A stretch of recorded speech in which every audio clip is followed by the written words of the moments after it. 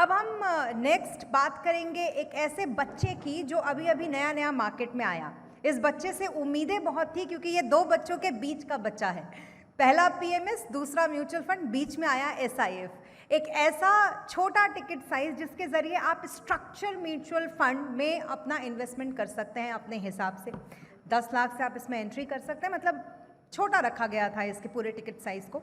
सो इसकी पूरी थोड़ी इंसाइट को और अच्छे तरीके से समझते हैं कि बेसिकली जो एसआईएफ है वो आपके लिए कैसे काम करता है और इससे आप कितना वेल्थ अपने लिए क्रिएट कर सकते हैं। तो मैं चाहूँगी कि एक प्रेजेंटेशन छोटा सा इस पर हम देखते हैं। मिस्टर गौरिक शाह, मैं चाहूँगी प्लीज़ आप स्टेज पर आइए। Fund manager मिराया asset investment managers India, and please sir strategic insights हमारे साथ शेयर कीजिए एसआईएफ के। Please a big round of applause. आप एसआईएफ को जानने जा रहे हैं बहुत ही अच्छे तरीके से inside out. Thank you sir. Thanks a lot madam. So एक तो है ना, मेरे आगे जो दिग्गज लोग आके गए उन्होंने पिच मेरे लिए बहुत ही डिफ़िकल्ट कर दिया है। एक तो टॉपिक भी मेरा बहुत टेक्निकल है एंड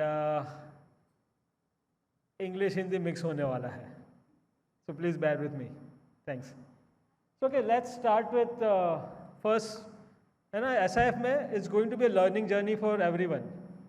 हम लोग काफ़ी कुछ सीखने वाले हैं, काफ़ी कुछ अलग तरीके से देखना पड़ेगा। तो मैं पहले एक चीज़ से चालू करूँगा कि डेरिवेटिव्स, जब एसआईएफ पहले आया था मार्केट, कंसेप्ट आया था एसआईएफ का, बात ये थी कि डेरिवेटिव्स यूज़ होगा and derivatives in India means risk. हम सब ने देखा है, अनुभव किया, या everyone has either experienced or know someone who has experienced, who has lost money in derivatives, especially after COVID, right? So first thing आया कि it's going to be a risky product, but let me tell you that derivatives में जो risk आता है वो typically आता है leverage की वजह से, right? इंडिविजुअल इन्वेस्टर होगा वो क्या करेगा, अगर 100 रुपया है, आइदर वो स्टॉक खरीदेगा या फिर वो फ्यूचर्स खरीद सकता है 1000 रुपये का, तो रिटर्न भी बढ़ सकता है, रिस्क भी बढ़ सकता है। बट एसआईएफ में लेवरेज अलाउड नहीं है। That's the first misconception about SIF. Okay, so SIF में derivatives यूज होंगे रिस्क को कम करने के लिए या तो फिर रिस्क को स्ट्रक्चर करने के लिए। ओके, सो दैट इज, हम लोग को ऐसी काफ़ी सारी मिसकंसेप्शंस या फिर नोशंस चेंज करने पड़ेंगे। So what is SIF? Let's say what is the main difference between SIF and mutual fund? So SIF is the structure, I think India में पहली बार है ना, derivatives market are open in India since 2000। In India में derivatives market is very unique because single stock futures जो and options market जो India में है वर्ल्ड में कहीं नहीं है। इंडिया में typically equity FNO market would means index FNO। India में 2001 से जब से ये चालू FNO इंट्रोड्यूस हुआ है, पहले प्रॉप बुक्स ने यूज़ किया उसको, फिर हेज फंड्स आए, फिर 2014-15 में AIF के ज़रिए इन्वेस्टर्स को एक्सेस मिला, उसका इंडियन इन्वेस्टर्स को एक्सेस मिला, बट वो अल्ट्रा हाई नेटवर्थ और इंस्टीट्यूशनल इन्वेस्टर्स को था। So this is the first time mass affluent segment of the Indian investors have access to this strategies. Okay, now इसकी ज़रूरत क्यों पड़ी? सो आई थिंक एक हिस्ट्री है इसके पीछे कि 2020 के बाद there was an explosion in derivatives. Okay, काफ़ी लोग जिन लोग को डेरिवेटिव्स मार्केट एक्सेस नहीं करना चाहिए था, उनकी रिस्क कैपेसिटी नहीं है, they still went and tried their hands in derivatives and burn their hands. तो आई थिंक सेबी का एक थॉट प्रोसेस रहेगा कि उन लोग को डेरिवेटिव्स तो करना है, उन लोग को अभी किसी ने सुना है कि डेरिवेटिव्स में बड़ा पैसा बनता है तो कोई सब लोग ट्राई तो करेंगे ही। So let's give them access to it in a more structured way, in a more safer zone, right? So basically SIF में आपको जो बेस्ट बातें हैं म्यूचुअल फंड्स की, जैसे कि टैक्स एफिशिएंसी है, ट्रांसपेरेंसी है, कॉस्ट एफिशिएंसी है, वो सेम है। ओके, बट अलग क्या है उसमें? एक चीज़ अलग है, उसमें आप 25% शॉर्ट कर सकते हो। वो 25% भी 100% एक्सपोजर के अंडर ही आएगा, तो उससे रिस्क इंक्रीज नहीं होने वाला, राइट उससे रिस्क रिड्यूस ही होगा मोस्टली। सो उससे मेजरली क्या मिल रहा है हम लोग को, फ्लेक्सिबिलिटी मिल रही है। देर आर सम ट्रेड्स, मैं 20 साल से ये मार्केट में हूँ, तो there are some trades which we have been doing Hong Kong में प्रॉप बुक में, या फिर सिंगापुर में हेज फंड में, इधर आके AIF कैटेगरी 3 फंड्स में। एक बहुत सिंपल से ट्रेड होते हैं, रिस्की भी नहीं होते, रिस्क भी बहुत कम होता है, but the way it is structured regulatory it is not allowed in mutual funds. So वैसे ट्रेड्स हम लोग यहाँ पे कर सकते हैं। So that is the main thing I think currently. अगर आप बोलो MF और SIF में फ़र्क क्या है, SIF has more flexibility compare to mutual funds, okay, and because of that we will be able to bring in some kind of funds which have a different risk profile than mutual fund. अभी दूसरा एक था AIF, madam ने बोला था कि mutual fund SIF और PMS, but SIF is more similar to AIF because AIF में लिवरेज भी अलाउड था, बट उसमें एक प्रॉब्लम था, tax was a major problem. Okay, so SIF has a much better tax efficiency, and that is the main difference between SIF and AIF. अभी let's see SIF की journey. So 2025 में SIF launch हुआ, then October 2025 में first strategies launch हुए। There was certain expectation from SIF, as I said earlier, that with the derivatives being introduced, initial expectation from SIF was that it's going to be risky proposition. But that's not true. What SIF is going to give you is kind of strategies which you did not have, mutual fund did not have access to. So your जो हम लोग बोलते हैं ना कि यार आज की तारीख में म्यूचुअल फंड में इंडिया में number of schemes in mutual fund is probably more than the investable stocks, right? तो फिर ये नया बेबी क्यों? What does it bring to the table? Okay, so sorry, I think I skipped the thing. Okay, so ये चीज़ जो है ना, ये एक नॉन लीनियर रिटर्न प्रोफाइल आ सकती है। आपके पास आर्बिट्राज से लेके स्मॉल कैप तक का पूरा रिस्क स्पेक्ट्रम में अलग अलग टाइप के फंड है, अलग अलग फंड हाउसेस है, बट एक नॉन लीनियर रिटर्न प्रोफाइल जो होती है कि जहाँ पे आप मार्केट ऊपर जाता है तो रिटर्न थोड़ा ज़्यादा बना सकते हो, मार्केट नीचे जाता है तो आप डिफेंड थोड़ा ज़्यादा कर सकते हो। ऐसे टाइप के प्रोडक्ट जो अभी तक म्यूचुअल फंड नहीं कर सकता, बिकॉज ऐसे टाइप के रिटर्न प्रोफाइल जनरली ऑप्शन के थ्रू आते हैं, एंड वो स्ट्रेटेजीज अभी तक म्यूचुअल फंड में इतनी फ्लेक्सिबिलिटी नहीं थी कि आप वो यूज़ कर सकते। एक डेरिवेटिव स्ट्रेटेजी होती है वो 3 या 4 लेग की होती है, हो सकती है, और म्यूचुअल फंड में आप सिर्फ 2 ही लेग यूज़ कर सकते हो। एक स्टॉक में इन्वेस्ट किया, उसको हेज किया, दैट्स इट। थर्ड लेग डाला तो वो एडिशनल हो जाएगा, उसमें वो शॉर्ट कंसीडर हो सकता है। So let's look at our product which is platinum SIF. Okay, now ours is going to be a conservative product, it's not a high risk product. As I said, SIF में high risk something which is higher than your mutual fund returns is very difficult, and it is not going to be either or product. Means ऐसा नहीं है कि SIF अच्छा है या mutual fund अच्छा है। म्यूचुअल फंड भी सही है, SIF भी सही है, आपको उसको जगह ढूंढनी पड़ेगी आपके पोर्टफोलियो में, कहाँ पे ये फिट बैठता है, ठीक है? यहाँ पे हम लोग ने क्या ट्राई कर रहे हैं कि कंजर्वेटिव साइड ऑफ पोर्टफोलियो, जैसे आर्बिट्राज और इक्विटी सेविंग्स फंड के बीच का ये फंड है, हमारा कोशिश ये रहेगा कि हम लोग रिटर्न ऐसा दे कि खराब मार्केट में वो इक्विटी सेविंग फंड से ज़्यादा रिटर्न देगा, means it will defend better than equity savings funds in the difficult market condition, and in a market condition which is a better condition, means upward rising market, there your upside participation is higher, means ऊपर का participation है वो higher हो। तो that's what I call by non linear participation. आपका mutual fund में क्या होता है टिपिकली, अगर BAF का बात करें, BAF will have 50-60% participation. जब ऊपर जाता है तो 50-60% of the equity market movement they will capture. When it goes down, it captures 50-60% participation. Meaning अगर मार्केट 20% ऊपर जाता है तो BAF वाला प्रोडक्ट 10-12% ऊपर होगा, अगर मार्केट 20% गिरेगा तो वो 10-12% गिरेगा, वो लीनियर पार्टिसिपेशन है। Similar equity saving fund similarly उसका पार्टिसिपेशन थोड़ा रहेगा मगर फिर भी लीनियर रहेगा।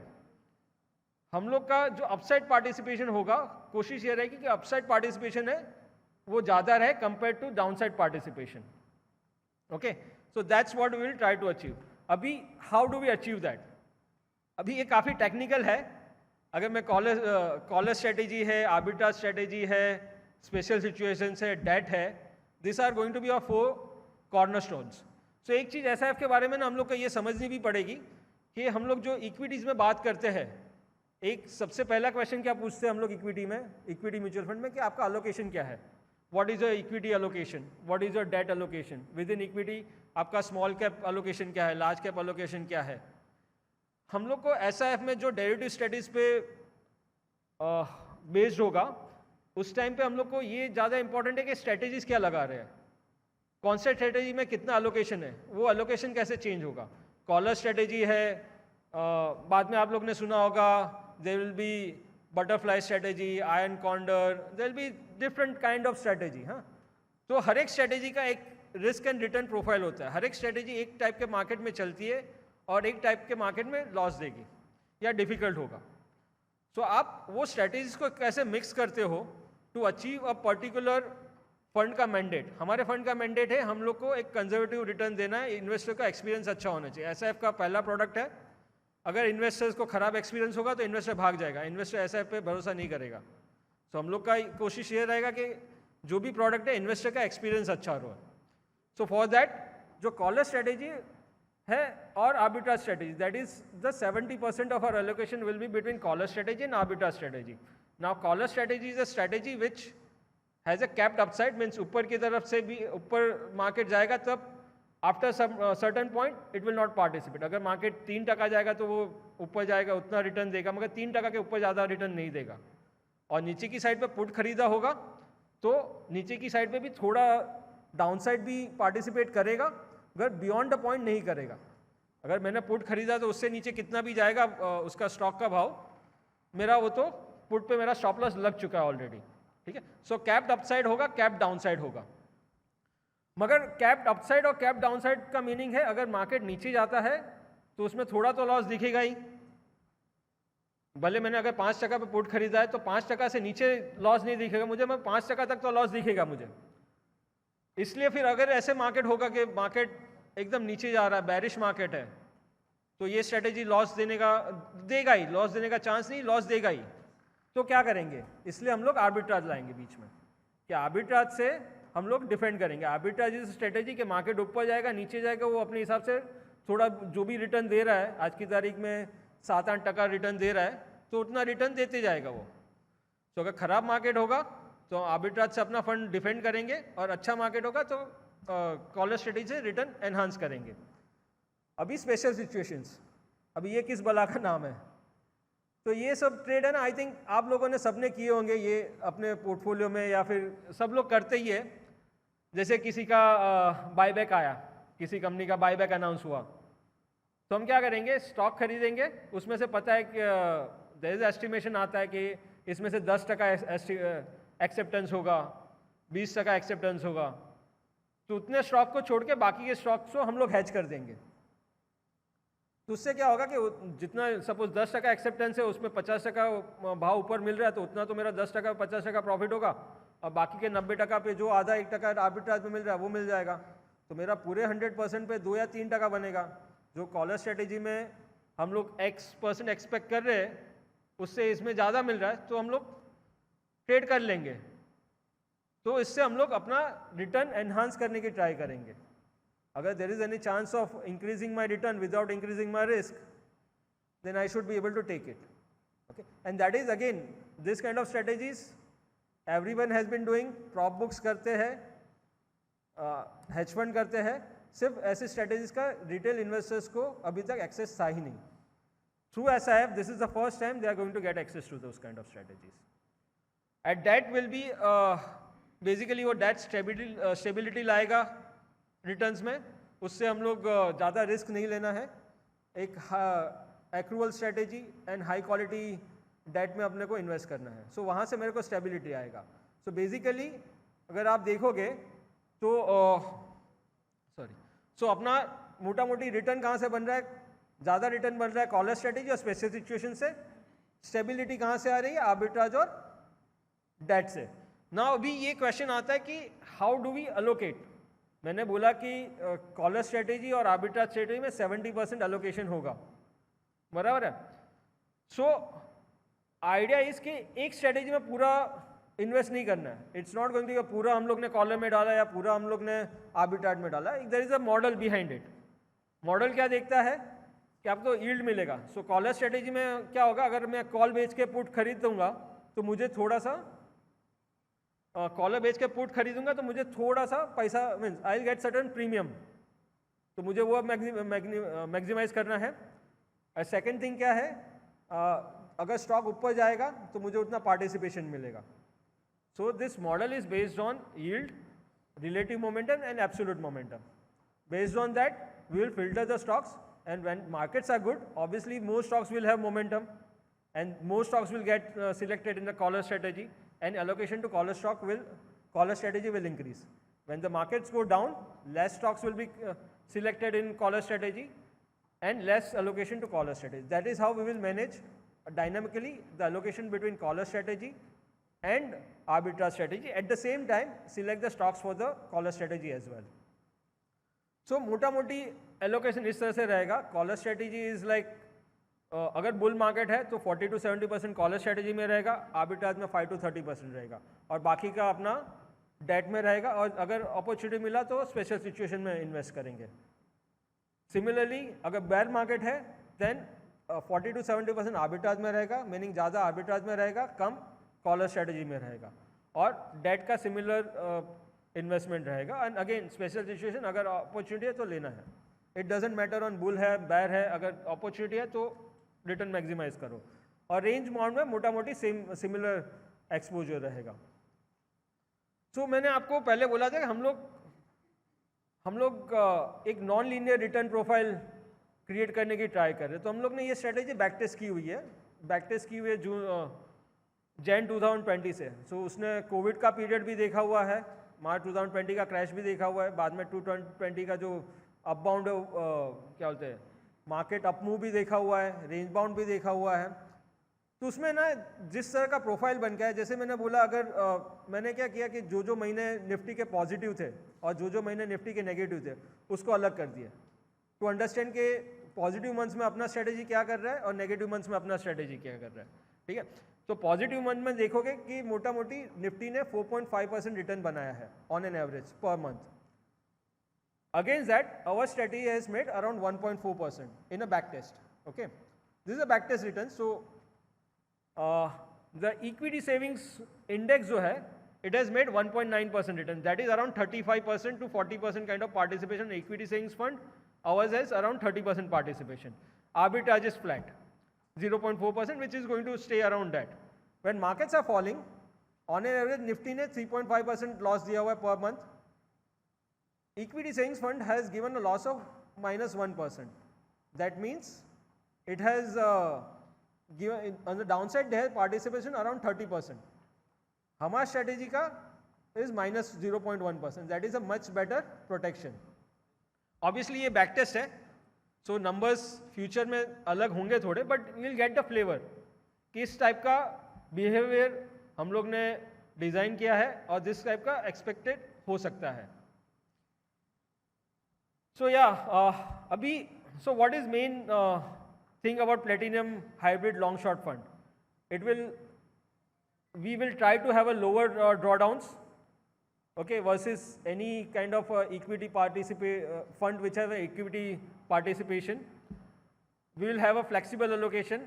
Some of the funds will have a very fixed participation, so we will have a flexible allocation depending on the market conditions, and we will try to provide a relatively stable returns over a 1 year 2 years horizon. Okay, now एक चीज है ना, मैं before I let go, एक चीज I think I should emphasize over here. SIF में as I said strategy is going to be very important. हर एक स्ट्रेटेजी का रिस्क अलग होगा, रिटर्न अलग होगा. एंड रिस्क जो है वो इक्विटी फंड जो होते हैं उसका रिस्क काफ़ी अपेरेंट हो जाता है. SIF में ऐसी स्ट्रेटेजीज आएगी जिसका रिस्क आपको 2-3 साल तक नहीं दिखेगा, एंड जब आएगा तो अब बहुत बड़ा आएगा. सो जो भी SIF में आप इन्वेस्ट करो उसका रिस्क समझिए, पहले तो स्ट्रेटेजी समझिए, स्ट्रेटेजी में भी स्पेशली रिस्क कहाँ है वो समझिए, रिटर्न कहाँ है वो तो सब लोग समझेंगे, अगर रिस्क कहाँ है वो ज़्यादातर लोग नहीं समझते। Means easiest thing to sell is returns. मैं आके सिर्फ बोल दूंगा कि X और Y रिटर्न दे देगा ये strategy, it will sell, but every strategy और every fund will have a good time and every fund और every strategy will have bad time. Only invest in the strategy if you can afford to stay invested through the bad times. That is the most important thing. And I am sure this is going to be a journey for everyone. For us, हम लोग ये strategies तो 18-20 साल से कर रहे हैं, पर ये structure हमारे लिए नया है। ये podium पे खड़े होके बोलना मेरे लिए I think this is the first time. मैंने कभी college में भी नहीं बोला था. So this is learning, right? Market भी always सिखाता है. Plus, AMCs also will have to start learning things in the sense that we all have been taught to look at markets or funds in certain way. This is going to change that. Media का बहुत बड़ा हाथ रहेगा. They will have to keep on educating people, and it's not an easy subject. It's a very complex subject. मैंने collar strategy बता दिया, पर ऐसे 5 और स्ट्रेटेजी आएंगे, और रिस्क मीन्स डिफरेंस थोड़ा सा ही रहेगा, एक ही लेग कुछ अलग रहेगा, उससे रिस्क बहुत चेंज हो जाएगा। तो आपको सीखते रहना पड़ेगा, हमको भी सीखते रहना पड़ेगा, ठीक है। सो या again same thing, I think इससे क्या मिलेगा, टैक्स एफिशिएंसी रहेगी, it's for the conservative investors, 1-2 years horizon, downside protection is better in here.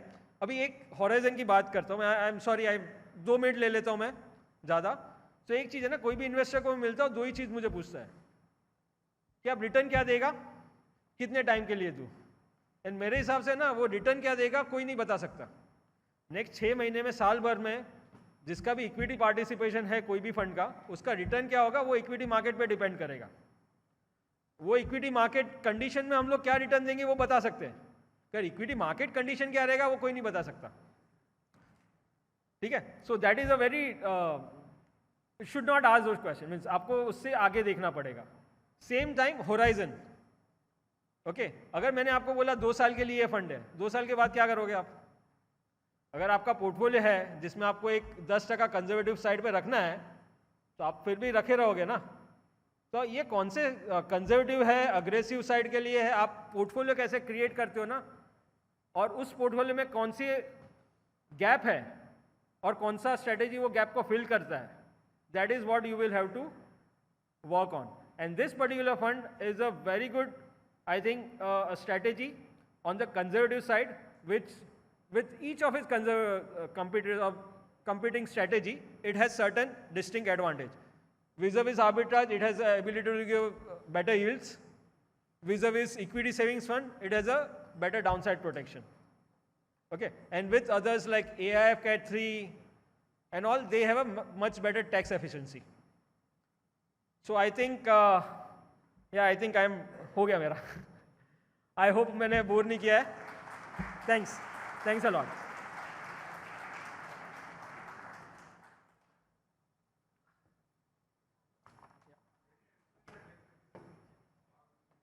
Sorry?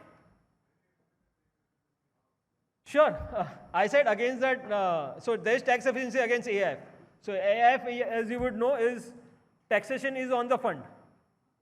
Okay, अगर आपका AIF Cat 3 जो लॉन्ग शॉर्ट स्ट्रेटेजी है उसको 40% टैक्स देना पड़ता है, बिकॉज जनरली आपका मैक्सिमम जो मार्जिनल रेट है, अगर 5 करोड़ से ज़्यादा रिटर्न प्रॉफिट होता है तो उसको 39% टैक्स लगता है। एंड टिपिकली AIF जो बड़े होते हैं उसका 5 करोड़ से ज़्यादा ही होता है, तो उसको 39% देना पड़ता है और फंड को देना पड़ता है, एवरी ईयर देना पड़ता है।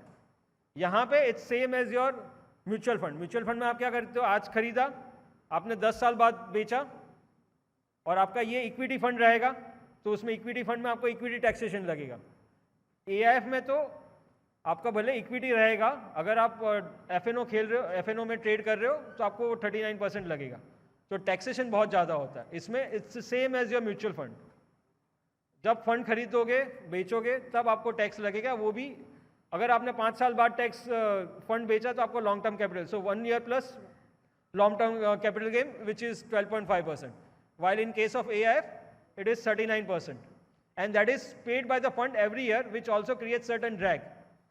So 39% is a headline number, but मैंने AIF trade किया हुआ है, तो मुझे पता है कि मैं कितना रिटर्न बनाता था और इन्वेस्टर को क्या दिखता था. मैं खुश हो जाता था कि मैंने तो निफ्टी को 5% से बीट किया है, 3-4% से बीट किया. फिर किसी इन्वेस्टर को मिलता तो वो गाली देता कि यार ये देख तूने तो 2% नीचे दिया हुआ है, क्योंकि टैक्स लग गया है. तो वो चीज़ SIF में मच बेटर है. But SIF again as I said it's not an either or product. Means SIF better है या म्यूचुअल फंड बेटर है, ऐसा नहीं है. SIF has a certain role to play in your portfolio. It's a very important role and it's evolving role. आज I am sure के जो regulations है they are going to evolve ultimately. Okay, SIF का जो पहला paper आया था, I think 24 में आया था कभी, तो उसमें सेट ऑफ उन लोग ने आई थिंक डिस्कशन पेपर था if I am not wrong. उन्होंने 5 या 6 फंड टाइप बताए थे कि ऐसे ऐसे टाइप के फंड लॉन्च हो सकते हैं. मैंने पेपर पढ़ा, मैंने बोला 6 में से 5 तो हो ही नहीं सकता, बिकॉज रेगुलेशंस वर सच. सो वो इवॉल्व होंगे. If those kind of funds like CTA manage futures fund, market neutral fund, वैसे फंड्स लाने हैं इंडिया में, एंड विच आई थिंक इस सेबी का गोल होगा कि over a period of time वो लाएंगे. तो ये रेगुलेशंस भी इवॉल्व होंगे एंड इन्वेस्टर्स को है ना, means this is as I said it's a mass market mass affluent segment product right now. उसको सीधा ऐसे टाइप के डिफिकल्ट प्रोडक्ट्स दे दिया ना कोई, can then fund could be very aggressive. जो मैं AIF कैट 3 फंड चलाता था, उसमें एक दिन में हम लोग +100 से -100 पे चले जाते थे exposure. For the HNIs, institutional clients who understand those kind of risk, who has exposure to those things, it was okay. अभी उतना aggressive strategies यहाँ पे I think probably investors are not yet ready for that. They have to go through this journey. As I said again, it's going to be a learning curve for everyone. And media has a very important role in that. We will have to keep on educating or explaining different things to the investors. It's not going to be as easy. Means I understand कि जो long only investors होते हैं या जो आगे सब दिग्गज लोग आए थे, उनके पास स्टोरीज होती है, हम लोग के पास स्टोरीज नहीं होती है. That is the biggest problem. ठीक है. So I hope I'll get your support and SIF will grow and we all will grow along with it. Thanks. Sorry. Sorry? Cost structure will be, I think, similar to mutual fund. So cost structure जो mutual fund को apply होता है is going to be same. I think there is another thing which okay. So it's going to be similar to that, but there is some debate about cost structure which is, I think, quite misleading. जो अभी बीच में newspaper में आया था कि 11% transaction cost लगा हुआ है. That's a misleading numbers.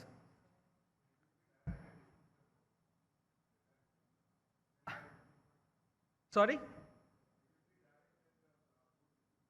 No, it will be same as mutual funds. So it will be direct through distributors as well, both.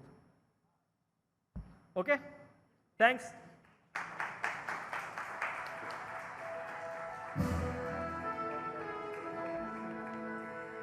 Thank you, Gaurik.